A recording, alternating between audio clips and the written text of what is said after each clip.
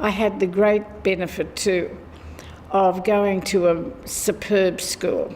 I always wanted to go to the school which my mother had attended, which was Sydney Girls High School. Although at the time when she attended that school, it was in Elizabeth Street, Sydney. And then it moved to Moore Park when the zoo, which had that position, moved to Taronga Park, Mossman. And I had enormous influence at that school, both from superb teachers, and I'm not glossing over that, they were exceptional, but also my peer group.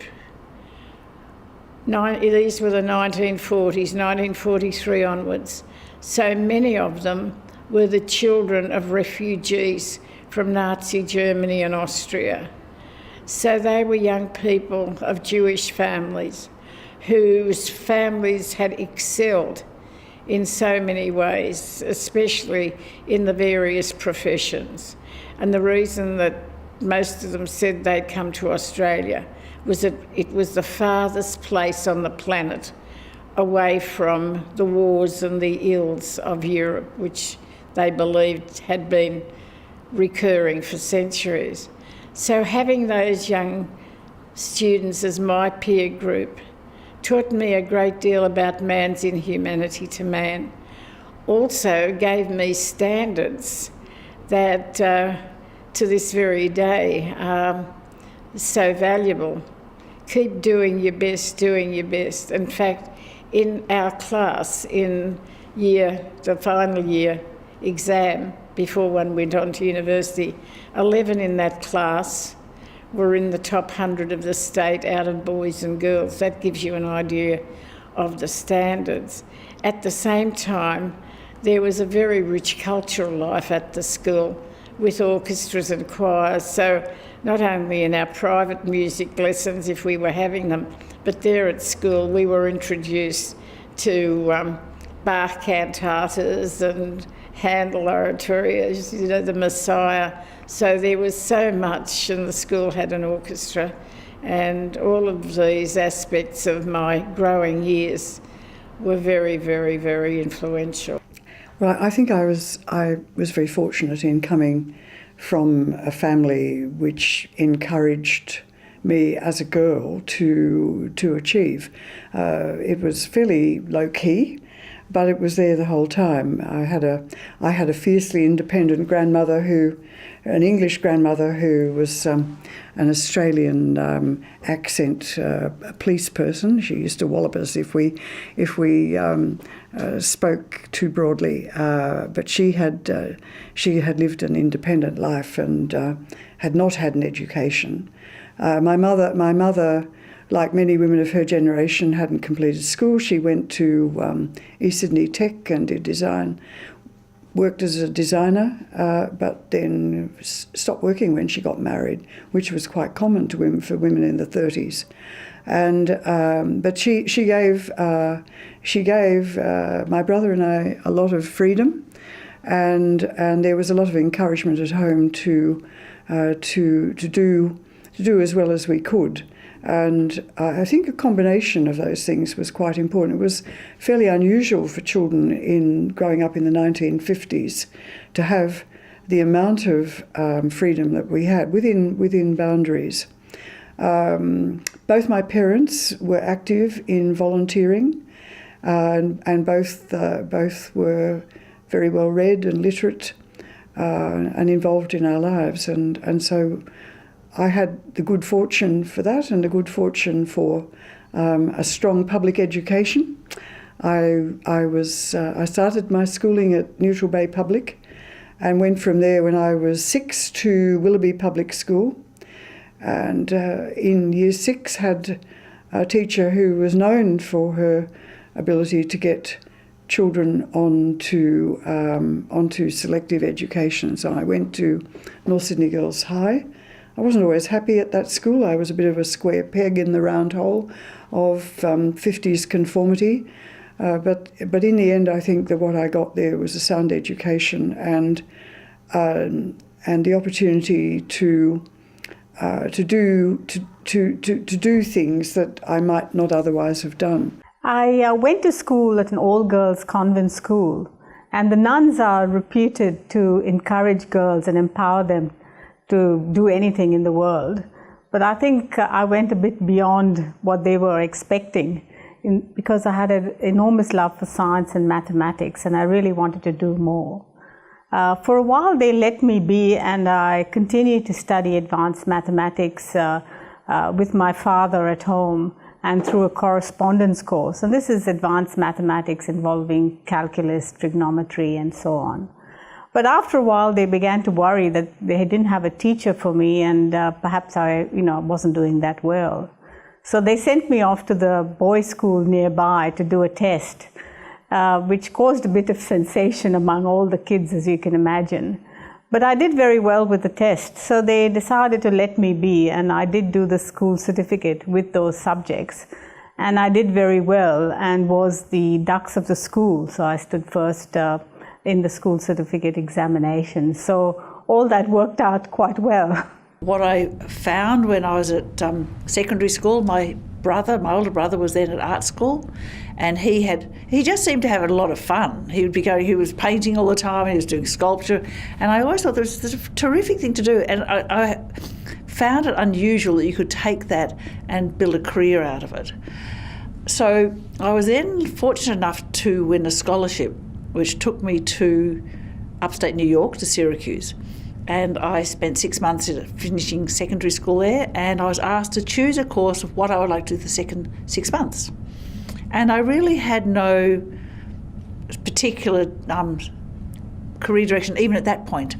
But I thought, well, I wasn't going to do painting and sculpture. I wasn't really that talented. That was my view of my own abilities. And so I thought, but if I did architecture, I knew that I could cope with maths and I could cope with the sciences, and I was also creative. So I started a course at Syracuse University. I was auditing the course, and that's where my introduction to architecture commenced. And I loved it. It was actually, it was a combination of humanities, sciences, creativity, legal ramifications, and so that was really, it was the subject matter itself which entertained me. It wasn't a driving passion which suddenly said, this is a career for you. Education really formed me a lot. I went to school in the 60s, and at secondary school my mother sent me to a very, very good Catholic girls' school at a time when a lot of Catholic girls' schools, a lot of girls' schools didn't put a lot of emphasis on education. My school was run by Dominican nuns. They're kind of like the female Jesuits of the Catholic Church, and they cared about girls' education. It just also happened to be a time of great social change. The Vatican II in the Catholic Church, so the nuns were very questioning and challenging of the existing order. It was the Vietnam Moratorium.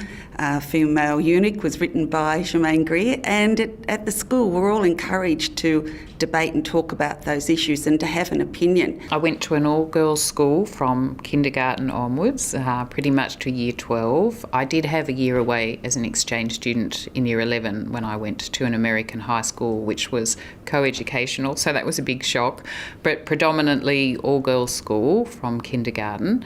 Certainly I always loved history, was my favourite. It's funny, I've ended up as a head lawyer for the New South Wales government, the Crown Solicitor, because I always wanted to be an historian, really. It was certainly my first love, and English and languages. I did do some STEM subjects. Of course, they weren't called STEM then. Our school in the 70s was very big on getting girls into maths and science, I think partly to redress the balance.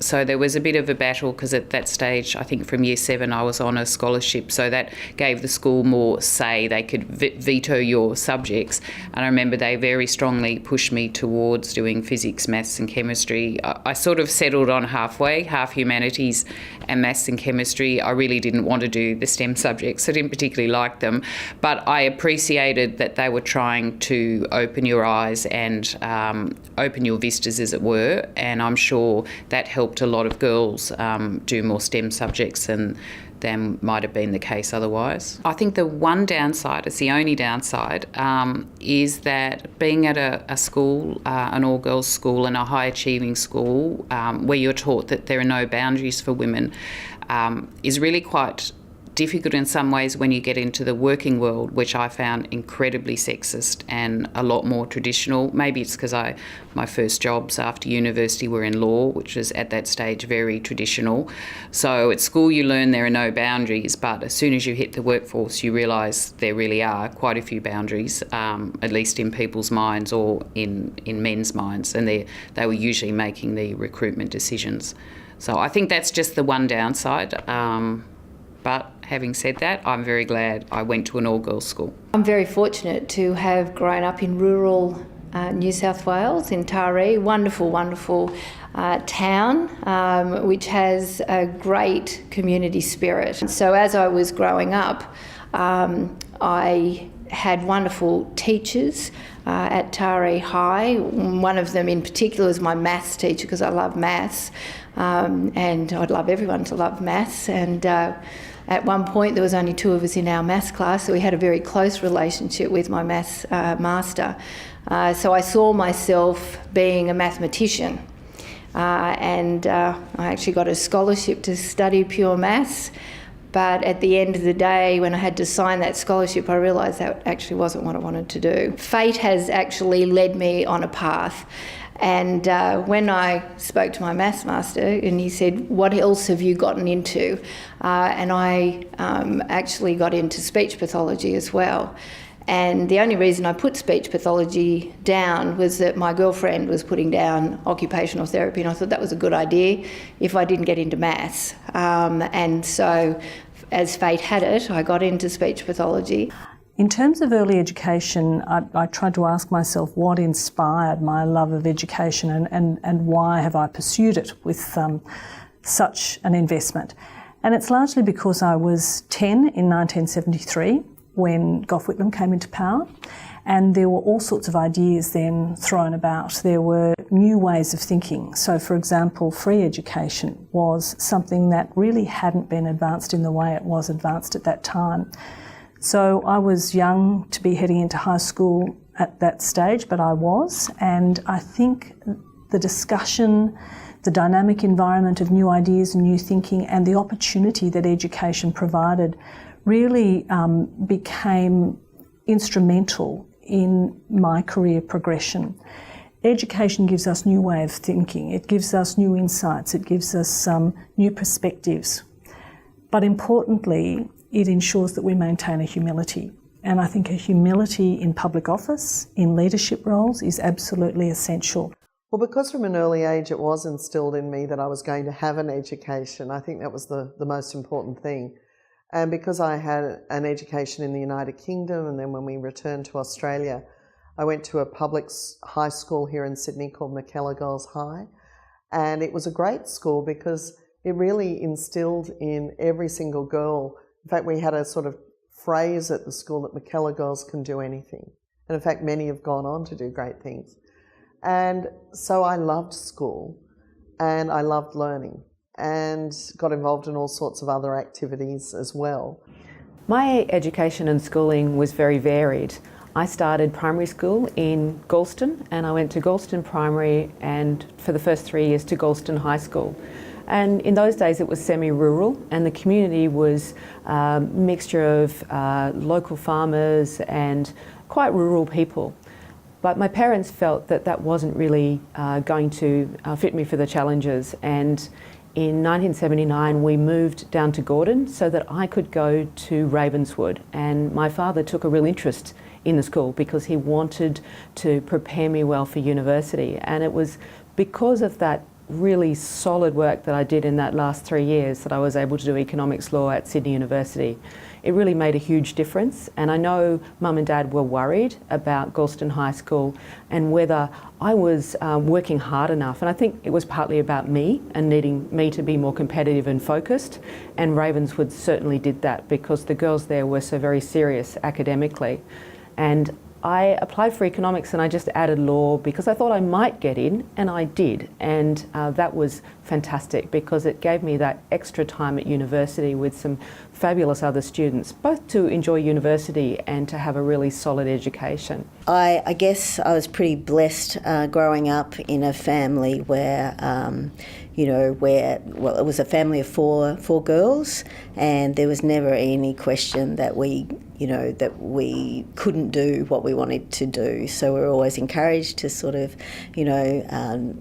not see any constraints, so we could be what we wanted to be. So a good basis. I desperately wanted to be a phys ed teacher, but I actually achieved early admission to Australian National University as I think at the end of fifth form, and as a result I moved to Canberra and did an arts economics degree rather than phys ed. So that probably was the first thing that started to shape what I did afterwards. I still had that urge to work in the field of sport, so I then did a graduate diploma in recreation. I don't think such a course even exists these days, but it was again trying to get back into that field. And I worked then in the Department of Sport and Recreation for a while. At another point, I did a MBA, Masters of Business Administration, and I think that was quite foundational at the time for my then really starting to become a public sector leader. A very generalist course, and my background has been quite general management, so I think that was, as I say, quite foundational. Well, when I left school, I really didn't know what I wanted to do. I was really interested in biology and I really loved economics at the time. But I went down the nursing route for various reasons and I really enjoyed it. But when I was going through my training, I realised that it was all clinical expertise that they were giving us the knowledge in, but there was nothing about management. And after 6 weeks of being a registered nurse, I found myself in charge of the ward. I was the most senior person on the ward at the time, and I was having to manage staff that had never worked in Australia before. I didn't have any other teammates because I was the most senior, and I was having to manage 25 patients, their relatives, the doctors, and everything that goes on in a hospital ward, all without any management experience. I had to learn it on the job. And, after 18 months, I thought if I could do this successfully, I could do anything, and realised if I wanted to go further, I would actually need to have a qualification, and that was the trigger to go back to uni and do a business degree. I was pretty ordinary at school, pretty average results, and I had to put a lot of effort in to get those results. And I grew up with three brothers and they all seemed to do quite well. They all, at the time, got over 400 out of 500 for the HSC at the time, and they're all engineers, civil engineers. I actually struggled, and the light bulb for me didn't turn on until I was in my 20s. And when I started my business degree, it was a personal challenge, and it was really reassuring after my first semester. And I realised, wow, I can do this. And I got straight distinctions in every subject. So I started a degree in civil engineering and managed to pick up part-time work as a draftsman with a surveyor and fell in love with it. Realised I'd picked the wrong degree, and halfway through my civil engineering degree jumped ship and went into surveying and haven't looked back since. So I guess the interesting thing is that, I'd never heard of surveying, which isn't uncommon, and something that we come across quite often. Not a lot of people know what surveyors do or their impact that they have on society, and if you don't know about it, then you're not going to choose it as a career option.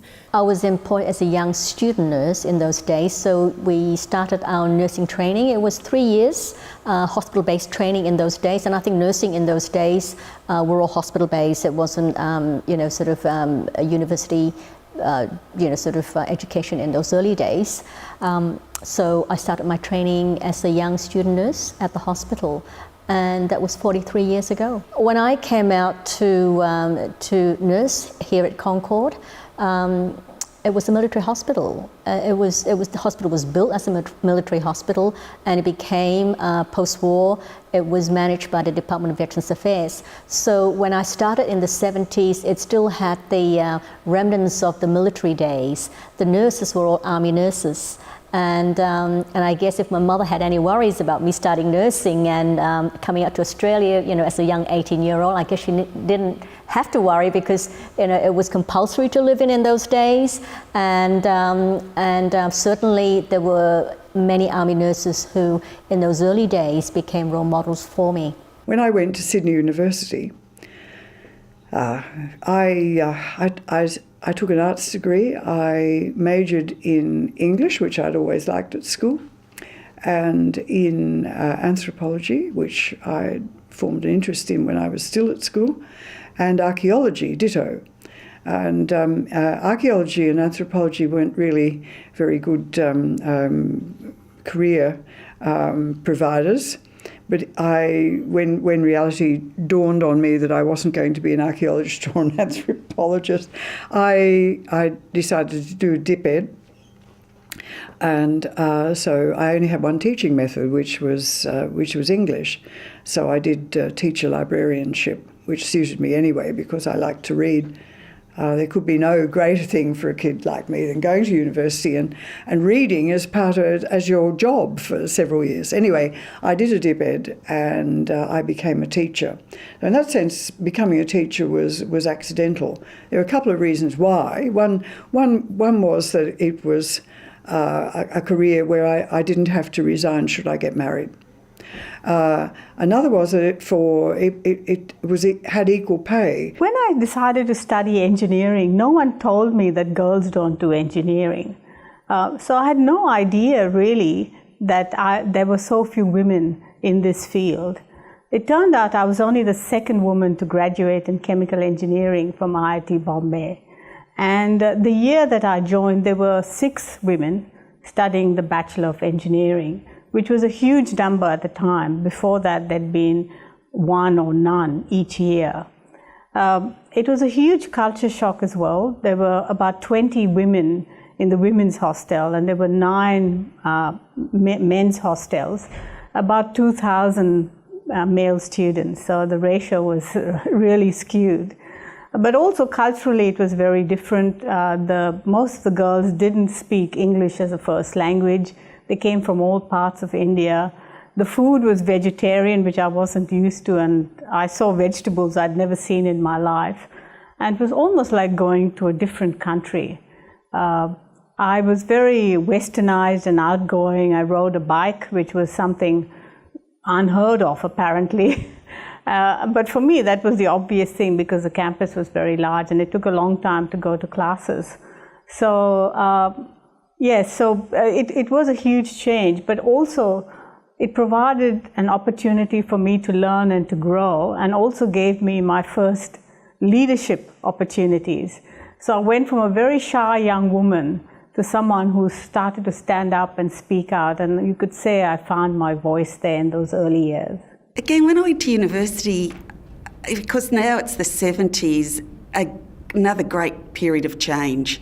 Whitlam had been elected. While I was at university, Whitlam got dismissed. It was all the Vietnam issues, but it was also women's liberation. Women's rights were coming much more to the fore.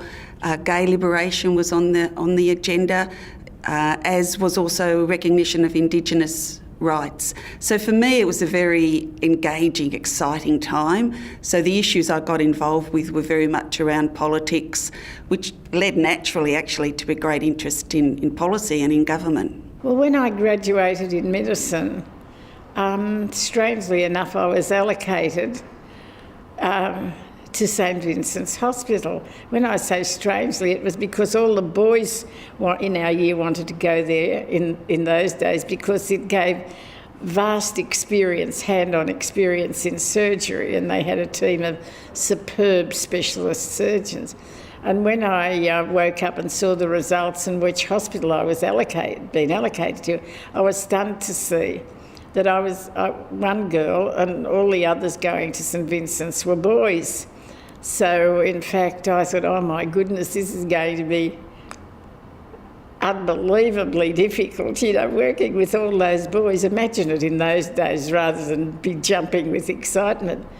So I rang up and made an appointment to see the superintendent because we didn't have to start for another 3.5 to 4 weeks. And I was going to say, do you mind, sir, if I don't accept this appointment? And I got to, this is where divine intervention comes in, I got to the front door of the hospital and I looked up and there was the motto in Latin, and I'd done Latin honours in the leaving certificate. And it said, Caritas Christi Ergetnus. The loving charity of Christ inspires us. And I thought, gosh, you're going to come in here and say you don't want to work in this place? How can you dare do that? And at that point, I'd arrived just in time and I was ushered into the superintendent's office. He said, what have you come to see me for, girl? You don't have to start for another 3.5 weeks.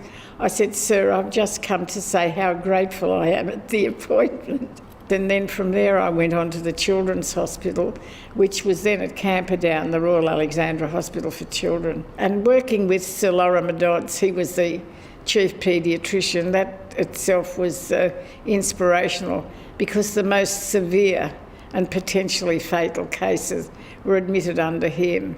And I was allocated to work with Professor Dodds, and that was a very, very formative experience.